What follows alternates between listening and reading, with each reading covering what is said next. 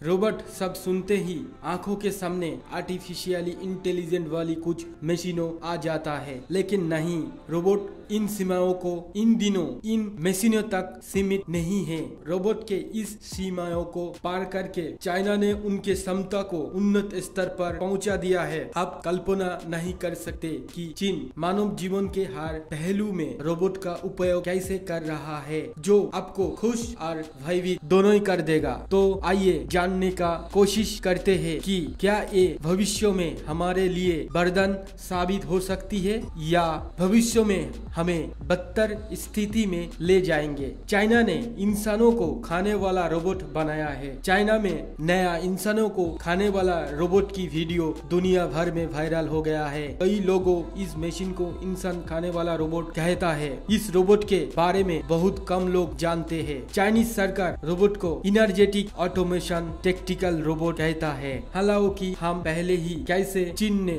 Lockdown में robot का इस्तेमाल किया है और अब वो पूरी रोबोट सेना बनाने की कोशिश कर रहा है। हालांकि ये भी सुनने में थी कि रोबोट मानव शरीर से अपने आप बायोगैस उत्पन्न कर सकता है, लेकिन अभी तक इस रोबोट के बारे में ज्यादा जानकारी नहीं मिला। एक रोबोट मेडिकल इमरजेंसी में ऑपरेशन कर रहा है। ये देखकर ऐसा लग रहा है हम लोग कोई साइंस इफेक्ट फिल्म का दृश्य देख रहा हो। ये रोबोट आपातकालीन ऑपरेशन में डॉक्टर के लिए एकदम सही साथी के रूप में काम कर रहा है और इस रोबोट का नाम दा विंची है। इसमें कोई शक नहीं कि दुनिया भर में मेडिकल रोबोट समय से पहले विकसित हो चुका है। ऑपरेशन के लिए इन रोबोट का उपयोग करने के लिए ऑपरेशन रूम में बहुत कम जगह की आवश्यक होता है। इसके अलावा रोगी की हर चीज को पूरे तरह से देखकर ही ऑपरेशन पूरा किया जा सकता है केवल इस रोबोट के साथ। ये रोबोट ऑपरेशन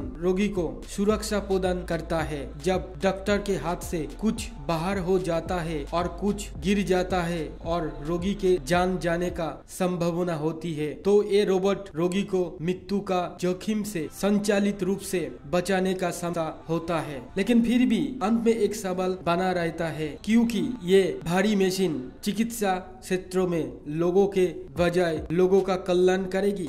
आप कृषि क्षेत्रों पर एक नजर डालते हैं। हाल ही में निशान ने डेवलप किया एक जलज रोबोट। इस रोबोट का मुख्य काम चावल के खेतों में घास का विकास को रोकना।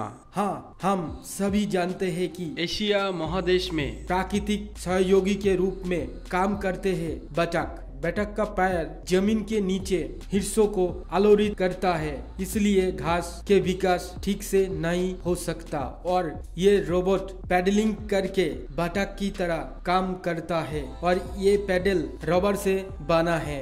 ये सोलर एनर्जी से संचालित होता है और सब कुछ GPS द्वारा नियंत्रित होता है। रोबोट ने कृषि क्षेत्रों में सबसे ज्यादा क्रांति ला दी है। आइए देखते हैं कुछ उदाहरण। HV100S रोबोट हार्वेस्ट ऑटोमेशन द्वारा निर्मित है। इस रोबोट का मूल काज बड़ी बड़ी नर्सरी में पौधों को एक स्थान से दूसरा स्थान पर ले जाना और विभिन्न प्रकार श्रेणियों में डिवाइड करना। इसके अलावा ये रोबोट नर्सरी में सभी छोटे पौधों के लिए आवश्यक सभी सुरक्षा का ख्याल रखता है। ये एक घास रोध करने वाला रोबोट है। ये बिजली पैदा करके घासों को जला देता है।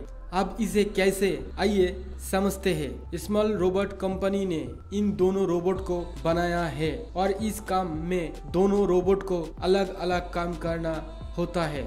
इस रोबोट का काम जमीन के हर मिलीमीटर को मैप करता है और घासों की पहचान करके सारा डेटा इकट्ठा करता है और उन्हें बिजली से संचालित रोबोट से जला देता है। ये घास अब दोबारा नहीं उग सकता है और इसे बिजली पैदा करने के लिए केमिकल का इस्तेमाल करता है। ऐसे रोबोट जो हम इंटरनेट पर हमेशा देखते हैं। इस रोबोट को बनाया कृषि क्षेत्रों में व्यवहार करने के लिए, जैसे कि बड़ा बड़ा फार्मिंग इंडस्ट्री को देखभाल करने के लिए। ये रोबोट लोगों की कमी को आसानी से पूरा करता है। अकेले ये रोबोट किसी भी कृषि क्षेत्रों की देखभाल करने के लिए पर्याप्त है।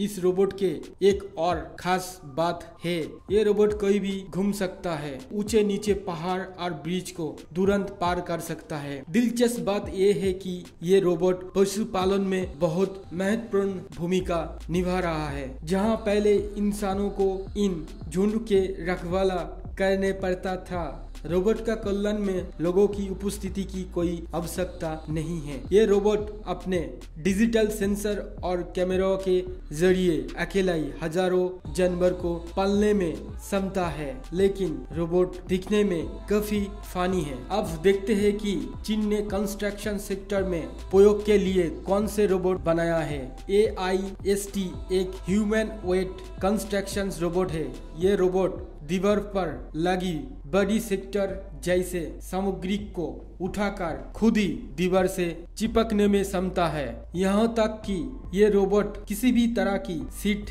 ले जा सकता है, भले ही एरिया ब्लॉक हो जाए। ये रोबोट स्वतंत्र रूप से काम कर सकता है। यहाँ तक कि ये रोबोट भी अलग अलग तरह के टूल्स का डिटेक्ट करने में क्षमता है, जो उनका इस्तेमाल कर भी सकता है। इस रोबोट का सबसे अच्छा फायदा इसका बहुत ही छोटा फुटप्रिंट है। दूसरा, कंस्ट्रक्शन में भारी मशीन और रोबोट के फुटप्रिंट बहुत ही बड़ी होता है, लेकिन इस रोबोट को काम करने के लिए बहुत ही कम जगह की आवश्यकता होता है।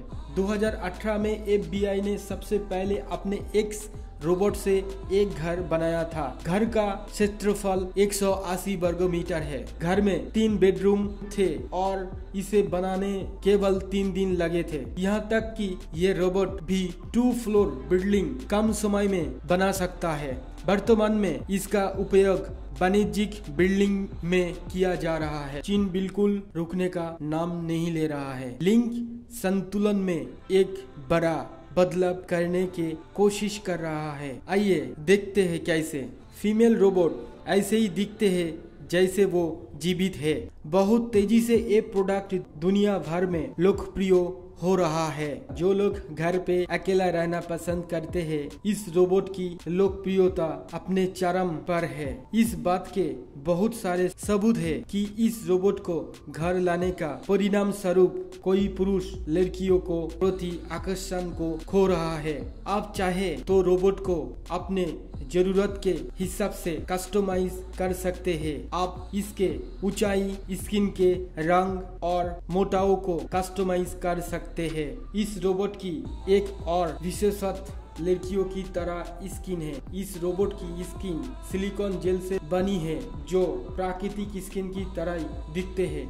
इस रोबोट की एक अतिरिक्त चिप प्लेट से आप इस रोबोट से घर का सारा काम करा सकते हैं। आप चाहे तो इस रोबोट के साथ पूरा दिन बिता सकते हैं और घर का कोई भी काम करा सकते हैं। कहा जाता है कि इस रोबोट 2020 में बनाया गया था। कहा जाता है कि ये आधुनिक कुर्सियों और टेबल के बीच के अंतर में खाना सर्व में सक्षम है। रेस्टोरेंट कर्मचारियों की जगह ले रहा है।